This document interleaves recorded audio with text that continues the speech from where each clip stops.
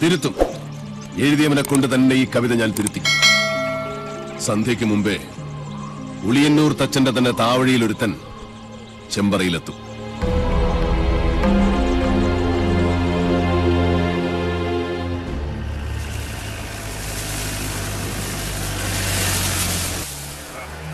Stop എന്നുവെച്ചാ നിർത്തുക.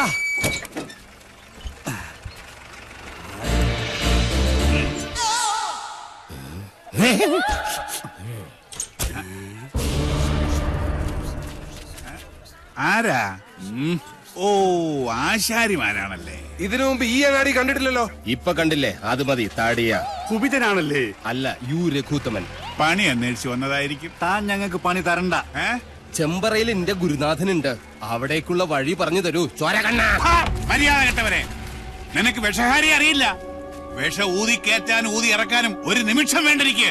വിഷരാജനാ ഞാൻ. നിലവിളിച്ച് മരിക്കാതിരിക്കുക. ഞാൻ വെറുതെ പറഞ്ഞതാ. ഒരു വിഷഹാരി. തനിക്ക് വിഷ ഊതി ഇറക്കാനേ അറിയാവൂ, തുപ്പാൻ അറിയില്ല. അച്ചോ, ആശാനെ കടിക്കാത്ത പാമ്പ് ഏതൊക്കെ? ചത്ത പാമ്പും കടിക്കില്ല, ഫോട്ടോയിൽ കാണുന്നതും കടിക്കില്ല. പാമ്പല്ല, മീന. ആശാനെ കടൽപ്പാമ്പിനെയും കരപ്പാമ്പിനെയും കണ്ട എങ്ങനെ തിരിച്ചറിയാം? പാമ്പിനെ പിടിച്ച് വെറുതെ നക്കി നോക്കുക. ഉപ്പുരസം ഉണ്ടെങ്കിൽ അത് കടൽ പാമ്പ്. ഏഭ്യൻ. ഇത് കാടോ അതോ വീടോ?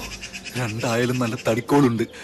ഇതോടെ നമ്മുടെ അരിഷ്ടതകളൊക്കെ അങ്ങോട്ട് നീങ്ങാൻ പോവാ. നമ്മുടെ അല്ല, നിന്റെ. പട്ടാഴി നമ്പൂതിരി പണിക്ക് വിളിച്ചത് നിന്നെ അല്ല, ഇന്നെയാ. പോഴൻ. ഇനി മേലാൽ മൂക്കിലിരുന്ന് മൂളിയാൽ ചിന്തേരിട്ട് കളയും ഞാൻ. എന്തോ ആരോ വിളിച്ചു എന്ന് തോന്നുന്നു. വരിക.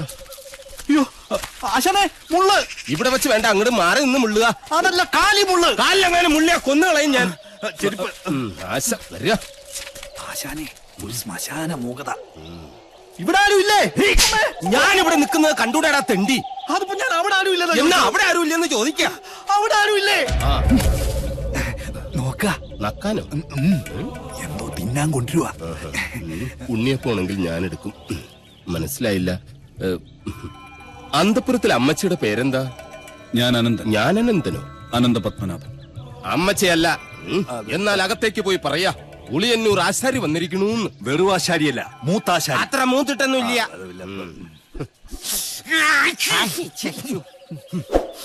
നല്ല അരളി പൂത്ത മണം. അരളിപൂത്ത മണമല്ല, പിന്നെ അവിടെ ആണലി പെറ്റെടുത്ത മണോ. എന്താ കാണണം? അയ്യോ പാമ്പ്, നീ അങ്ങോട്ടോട്, ഞാൻ എങ്ങോട്ടെങ്കിലും ഓടാം.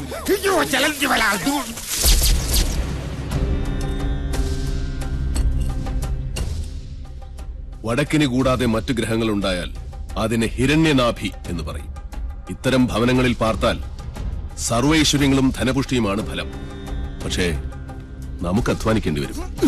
പാമ്പ് വേലാതിന്റെ വീട്ടിലേക്കാണ് പണിക്ക് വിളിച്ചതെന്ന് അറിയില്ലായിരുന്നു. അമ്മായി അമ്മ പെറ്റ് കിടക്കുന്ന പോലെയല്ല ആണലി പെറ്റ് കിടക്കുന്ന കാര്യം പറയുന്നേ.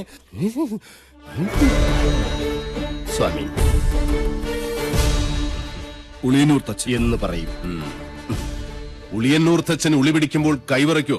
ഇല്ല, ഉളി വിറയ്ക്കും. ആരോടാണോ നിന്റെ തമാശ? ആദി, ഉളിയന്നൂർ തച്ചന്റെ താവഴിക്ക് വികടത്തം പൈതൃക സ്വത്താണ്. അതിന് ഈ ഭൂമി മലയാളത്തിൽ മരുന്നില്ല. നിന്നെ എനിക്ക് ആവശ്യമുണ്ട്, അതുകൊണ്ടാണ് വിളിപ്പിച്ചത്. എന്തിനാണാവോ? മന്ത്രങ്ങളൊക്കെ പറഞ്ഞു തന്നാൽ തെറ്റാതെ ചൊല്ലാൻ അറിയാമോ? അറിയാമോന്ന്. തെറ്റു പറ്റിയാൽ 100 ആവർത്തി ഇമ്പോസിഷൻ എഴുതിക്കോളാവേ. ഇവനെ കൊണ്ടുപോയി കുളിപ്പിച്ച് ശുദ്ധമാക്കും. ശരി, ക്ഷമിക്കണം. കഴിഞ്ഞ ഞായറാഴ്ച ഞാൻ കുളിച്ചതാ. ഇനി അടുത്ത ഞായറാഴ്ച കുളിക്കാവൂ. വ്രതമുണ്ട്. എന്നെ കുളത്തിക്കൊണ്ടിട്ട കുളത്തിലെ മീങ്ങളെല്ലാം ചത്ത് പെരുവും. നിശ്ചയ.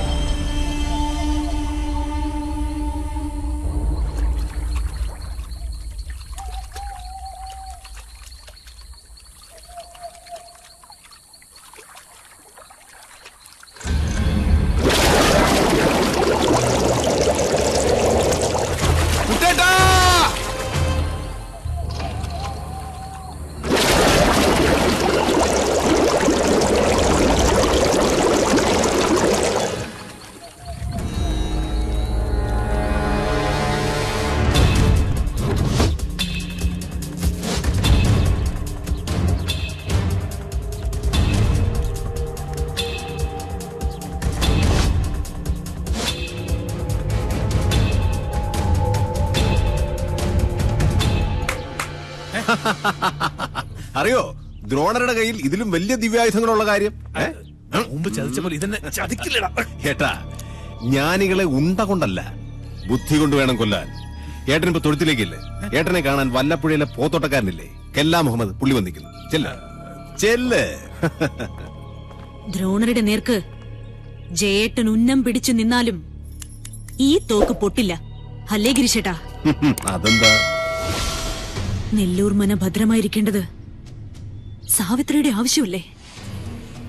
സാവിത്രിയുടെ മാത്രം. സാവിത്രി.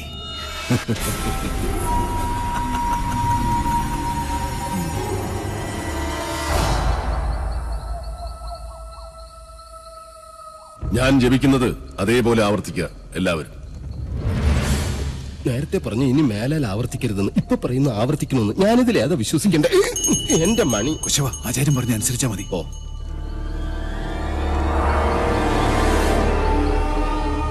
പൂർവാഗ്നേയീ ദക്ഷിണാച ദക്ഷിണാച നൈര്യതീ പശ്ചിമാ തഥാ നൈര്യതീ പശ്ചിമാ തഥാ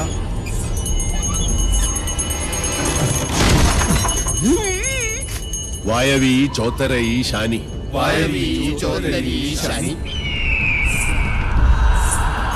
ദിശാ അഷ്ടവിമാ സ്മൃത ദിശാഷ്ടവിമാ സ്മൃത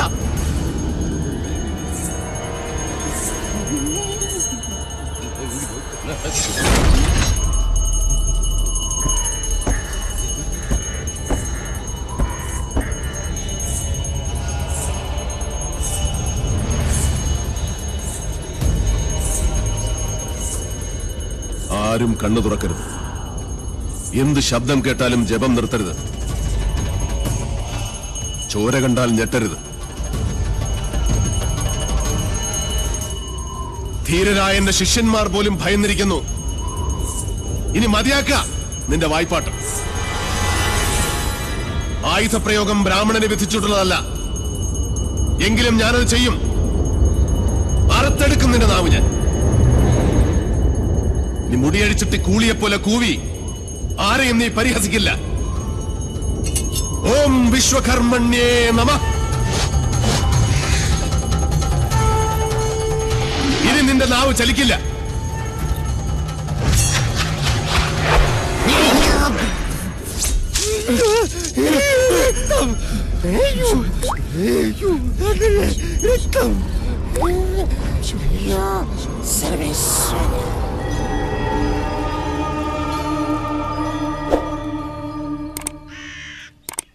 ഇനി ഇവിടെ നിൽക്കാൻ പറ്റില്ല. രാത്രി ആയി കഴിഞ്ഞാൽ യക്ഷികളുടെ ഫാഷൻ ഷോ കണ്ടു മടുത്തു. ദാഹിക്കുമ്പോ ഷാർജ ഷേക്ക് കുടിക്കുന്ന പോലെയല്ലേ രക്തം കുടിക്കുന്ന ചരക്കകത്ത് കൂടിയിരിക്കുന്നത്. ഇനി ഞാനിവിടെ നിന്നാൽ എന്റെ ജീവിതം വവ്വാല് ചപ്പിയ മാങ്ങ. അവിടെ നിൽക്ക. തിരിഞ്ഞു നോക്കില്ല ഞാൻ. ഇതുവരെ ചെയ്ത പണിയുടെ കൂലി ഈ ഓട്ട് കിണ്ടി കൊണ്ട് അഡ്ജസ്റ്റ് ചെയ്യാന്ന് വിചാരിച്ചു. മുതലായിട്ടല്ല. കൂലി തന്നില്ലെങ്കിൽ തച്ചന്റെ ശാപം നിങ്ങളുടെ തലയിരിക്കും.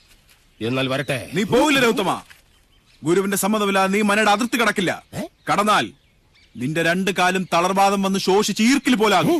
ശിഷ്ടകാലം ഭൂമിയിൽ പാമ്പിനെ പോലെ ഇഴഞ്ഞു നടക്കും. നീ ഓർത്തു നിൽക്കുക. അതിനോട് ആരാ പോന്നെ? അളയ നിൽക്ക. ഞാൻ എന്നെ കൊന്നിട്ട് പോരെ.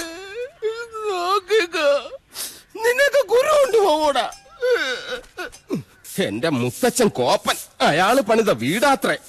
അന്നേ രണ്ട് ഉത്തരവും ഇതിന്ന് ഒരു തൂണും അടിച്ചു മാറ്റിയിരുന്നെങ്കിൽ ഞാൻ ഇങ്ങനെ കിടന്ന് ഈ യക്ഷിപ്പറമ്പ് തൂക്കേണ്ട വല്ല കാര്യം ഉണ്ടായിരുന്നോ? ഇപ്പൊ ഈട്ടിക്കും തേക്കനൊക്കെ എന്താ വില?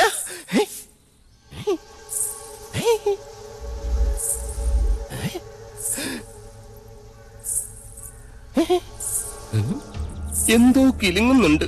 ഇങ്ങനെ നിൽക്കുന്നോണ്ടായിരിക്കും. ഇരിക്ക. യമനെ കൊന്നയാമ്പ കൊമ്മിട്ടിരിക്കുന്ന പാർട്ടിയായ യക്ഷിപ്പറമ്പെന്ന് പറഞ്ഞത് പിടിച്ചില്ലായിരിക്കും. സാവിത്രി അമ്മേ, എന്നെ കൊല്ലരുത്. ഞാൻ സാവിത്രിയല്ല, തുളസിയാ. അതിനിടയ്ക്ക് പേരും മാറ്റിയോ? മാധവേട്ടനില്ലേ?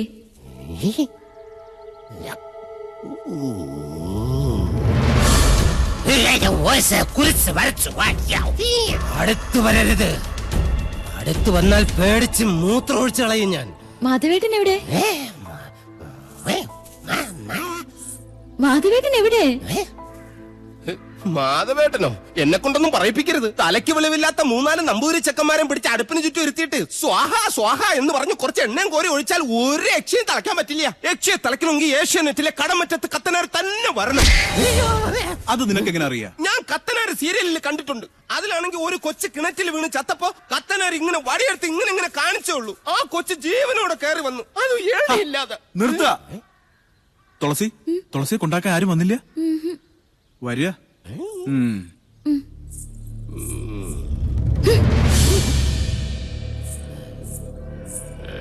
ഇവിടെ യക്ഷിയുടെ മറവിൽ സ്ത്രീകൾ വരുന്നു, ജപങ്ങൾ മുറയ്ക്ക് നടക്കുന്നു. അങ്ങനെ ചിന്തിക്കാൻ പോലും പാടില്ല. എനിക്ക് കിടന്നാൽ രഘുത്തമ. ഉറക്കം.